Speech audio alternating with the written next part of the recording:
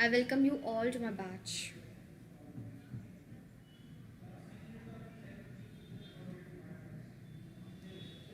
तो भाई आप लोगों के सिलेबस में 11th स्टैंडर्ड का इंग्लिश जो कि ये आपकी टेक्स्ट बुक है, देख लीजिए अपने टेक्स्ट बुक को अच्छे से। आपका टेक्स्ट बुक का कवर पेज बहुत कुछ कहता है। आपकी टेक्स्ट बुक का कवर पेज बहुत बहुत कुछ कहता है। आप देखिए, इसमें शेक्सपियर भी है, इसमें वर्जीनिया वुल्फ भी है। Okay, there is a famous writer and doctor Baba Saheb Ambedkar भी है। A girl she is drawing. Okay, और यहाँ पर एक सिंबल है, देखिए, जिसमें नेटवर्किंग, कम्युनिकेशन, सोशल नेटवर्किंग के बारे में आपको बताया गया है। ये सारे एलिमेंट्स आपके, और यहाँ पर एक विलेज लेडी है, ओके, रूरल लेडी, और वो चावल का धान जो होता है वो पटक रही है, उसको उसमें से चावल निकाल रही है। तो ये सारे एलिमेंट्स आपके सिलेबस के अंदर आपको मिलेंगे। Let me tell you guys कि आपका सिलेबस रिड्यूस क्या क्या हुआ है। जिस तरह से 12th स्टैंडर्ड का सिलेबस 25% रिड्यूस हुआ, just like that 11th standard का भी सिलेबस 25% रिड्यूस हो गया है। Come upon page okay, statement of competencies हम देखेंगे। इसमें कुछ स्किल्स है जो हमारा महाराष्ट्र स्टेट बोर्ड आपको सिखाना चाहता है। कौन से स्किल्स है वो? सबसे पहला एक्टिव लिसनिंग, दूसरा स्पीकिंग, तीसरा रीडिंग,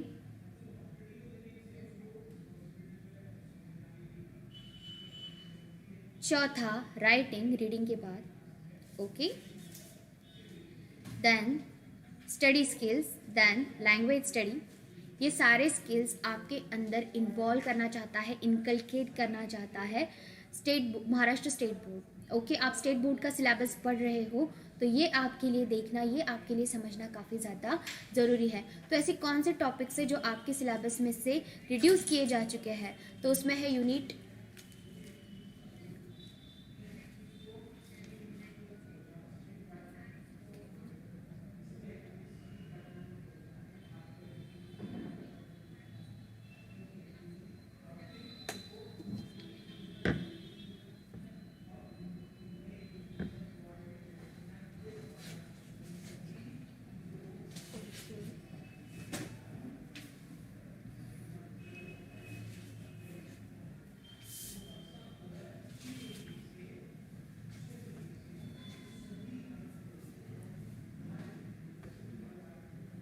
तो कौन सा वो पोर्शन है जो आपके सिलेबस में से रिड्यूस कर चुका है?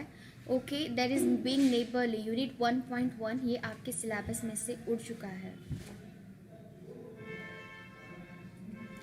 यूनिट 1.1 दैट इज़ लुइसा में अल्कॉट वाला ये जो चैप्टर है, ये आपके सिलेबस में से उड़ा दिया गया है। आपको इसको बेटा मिटाना है। ओके, आपको बिल्कुल इसके ऊपर सीधी लाइन खींच देनी है बीइंग नेबरली पे। ये चैप्टर आपको बिल्कुल भी नहीं पढ़ना है, लुइसा में अल्कॉट का chapter. Okay guys, remove this chapter.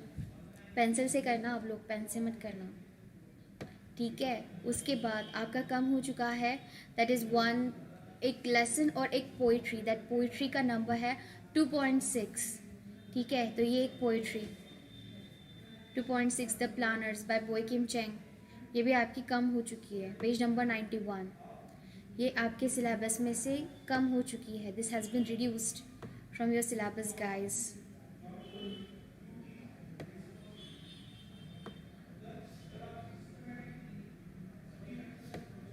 Okay, तो पहला लेसन और आखिरी पोएम, पहला लेसन और आखिरी पोएम आपके सिलेबस में से रिड्यूस की गई है।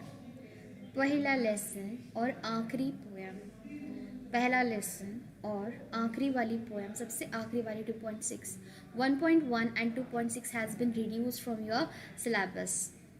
Let's start. क्या क्या है आपके सिलेबस में? तो आपके सिलेबस में थी 1.6 प्रोज बोले तो लेसन्स, ओके, गद्य और पद्य जो हम मराठी में बोलते हैं। ओके, तो गद्य वाला जो पार्ट था, प्रोज वाला जो पार्ट था, अब आपको सिर्फ 5 ही चैप्टर्स पढ़ने हैं, जिसमें से पहला है 1.2 on to the summit we reach the top by Tenzing Norgay, दूसरा है 1.3 the call of the soil by Venkat Iyer, तीसरा है pillars of democracy that is by doctor Baba Saheb Ambedkar, चौथा है Mrs Adis by Sheila Kaye Smith and the fifth one is tiger hills by general Ved Prakash Malik. ये chapter सबसे ज़्यादा interesting chapter है for me. Okay, तो ये 5 चैप्टर आपको पढ़ने हैं, 1.2, 1.3, 1.4, 1.5 एंड 1.6, क्योंकि पहला तो आपका डिलीट हो चुका है। सो 2, 3, 4, 5, 6 ये 5 चैप्टर, ये 5 प्रोज आपको पढ़ने हैं।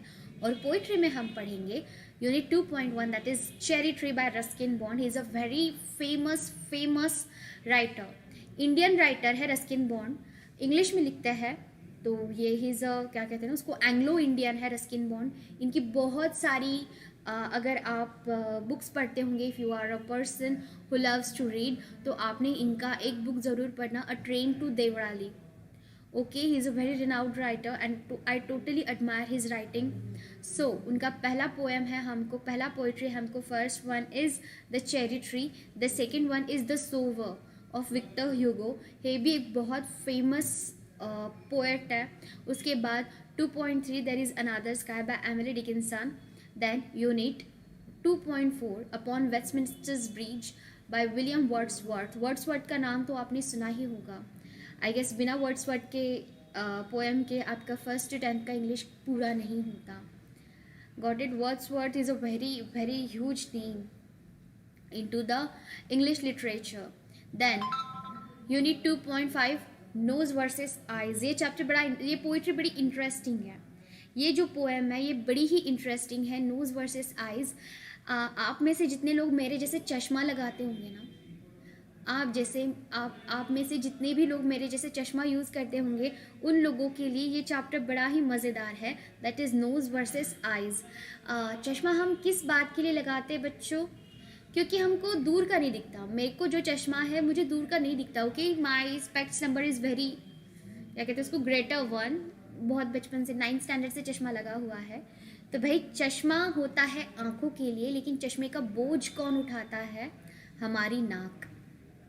आया समझ में? तो ऐसा इंटरेस्टिंग सा चैप्टर है ये 2.5, बड़ा ही समझदारी भरा चैप्टर है, जिससे आपको स्ट्रगल समझ में आएगा।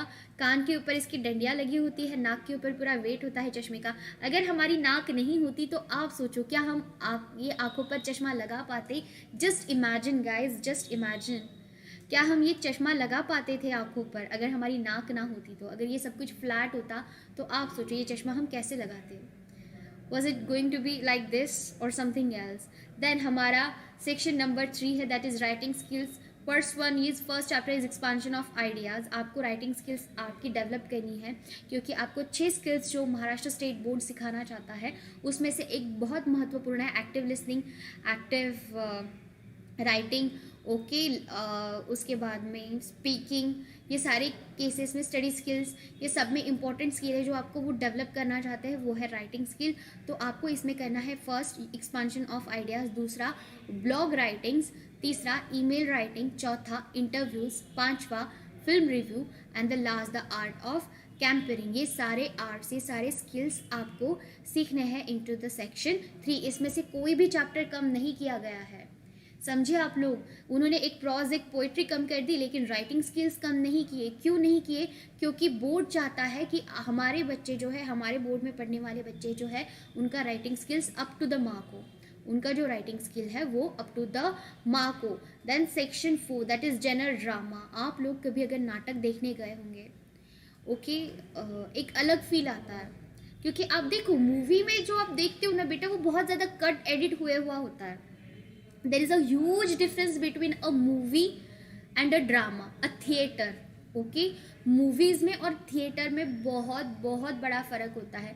मूवी रिकॉर्डेड होता है, आया समझ में? मूवी में अगर आप गलती करते हो ना बेटा तो उसके ऊपर कैंची घुमा दी जाती है, एडिटिंग में वो पार्ट चला जाता है। लेकिन वही अगर आप थिएटर में परफॉर्म कर रहे हो, लाइव ऑन स्टेज परफॉर्म कर रहे हो, तो आपके पास गलती करने का कोई चांस ही नहीं आता। अगर आप वहाँ पर कोई गलती करते हो ना तो बेटा पूरा आपका जो प्ले है, पूरा जो आपका नाटक है वो स्पॉइल हो जाता है। अगर आप डायलॉग भूल जाते हो, अगर आपका ड्रेसिंग, वो नेपथ्य वगैरह, सूत्र संचालन वगैरह है, वो सही तरीके से नहीं हो पाता। बस यही आपको बहुत ज़्यादा रसिक बनाना चाहता है हमारा महाराष्ट्र बोर्ड, ताकि आपको ये सारी चीज़ों का आस्वाद लेते आए, just like movies, just like dramas. बेटा जब तक ड्रामा हर किसी को नहीं समझता, आया समझ में? वो जो होता है ना उसके अंदर सटायर होता है, कभी एगनी होता है, कभी उसमें ऐसे पिंचिंग मोमेंट्स होते हैं।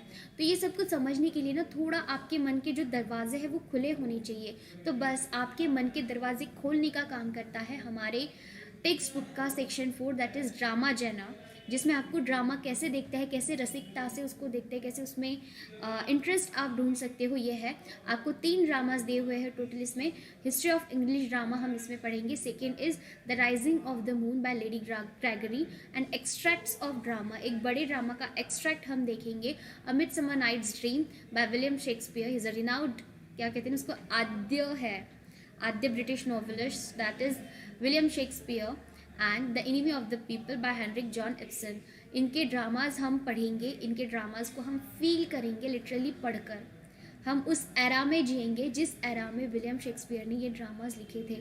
और ये अजरामर है बेटा, ये आप मेरे बाद भी, मैं मर जाने के 100 साल बाद भी अगर कोई विलियम शेक्सपियर की नॉवेल्स पढ़ेगा, विलियम शेक्सपियर के ड्रामाज देखेगा या फिर कोई रिक्रिएट करेगा, उसको उतने ही वो क्या कहेंगे, कनेक्ट करेंगे उस टाइम की सोसाइटी से भी। Got it. विलियम शेक्सपियर को गए हुए कुछ तकरीबन विलियम शेक्सपियर को बहुत ज़्यादा सदियाँ बीत चुकी है, लेकिन फिर भी आज भी इनके जो ड्रामाज है वो बहुत ज़्यादा रिलेट करता है with the social issues, with the human emotions, social issues भी और ह्यूमन इमोशंस भी। The very romantic Romeo and Juliet has been written by William Shakespeare. तो अगर आप भाई रोमांटिक नॉवेल्स के पसंद करने वाले होंगे तो आप इसके साथ उसको भी पढ़ लेना। ओके गाइज, तो ये है आपके 4 सेक्शंस। पहला है पोइट्री, दूसरा है प्रोज, तीसरा है राइटिंग स्किल्स और चौथा है जेनर ड्रामा, जिसका आस्वाद हम लेंगे, जिसको बड़ी टेस्टफुलनेस के साथ हम पढ़ेंगे, जिसमें से डिडक्ट किया गया है, जिसमें से रिड्यूस किया गया है आपका प्रोज में यूनिट 1.1 और पोइट्री में यूनिट 2.6। ओके गाइज, तो मिलते हैं हम चैप्टर के साथ, नया चैप्टर